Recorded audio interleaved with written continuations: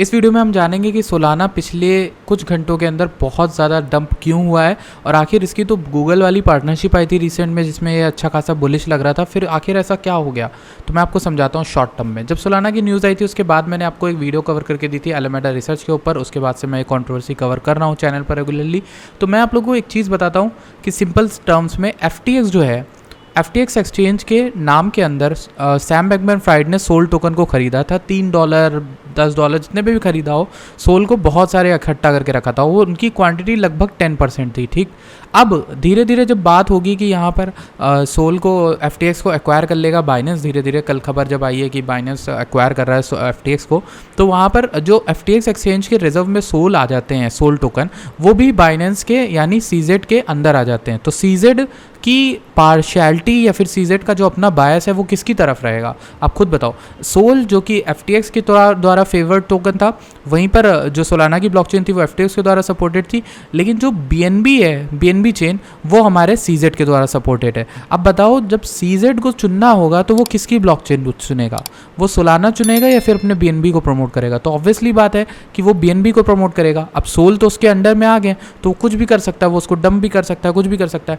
तो इससे हमें एक चीज़ पता चल गई, नेटवर्क जो पार्टिसिपेंसी है जो सोल के आने से हुई थी हमारी यहाँ पर, तो वो कितनी गंदी गिरी है। मतलब वॉल्यूम जो लाए थे सैम बैंकमैन-फ्राइड वो आपको देखने को मिल जाएगा साफ साफ।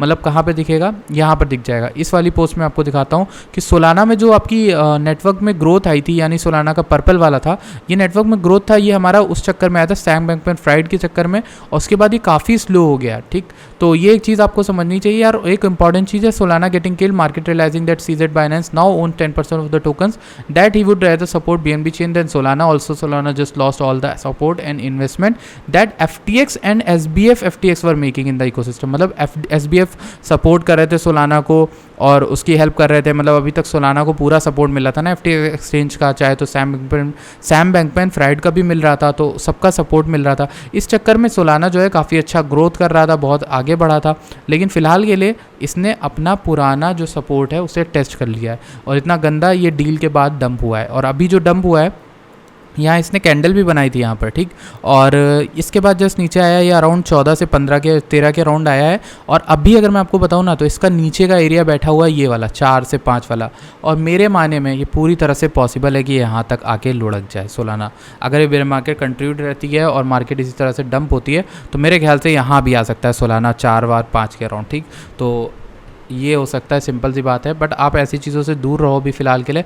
मैंने जो आपको सपोर्ट वपोर्ट बताए हैं वो सब कैंसिल हो गए हैं, रेजिस्टेंस वगैरह, उनको अभी के लिए कैंसिल रखो। अभी सोलाना में कोई प्रॉब्लम उस तरह की नहीं है, बट हाँ, जिस तरह से सोलाना का सेंटिमेंट बन रहा है वो बहुत इंपॉर्टेंट है। तो ये थी छोटी सी क्विक अपडेट सोलाना को लेकर। आई होप आपको अच्छी लगी हो। मार्केट की बात करें तो मार्केट अभी 17 के नीचे के आ गई है, 17,700 के राउंड चल रही है as of making this video.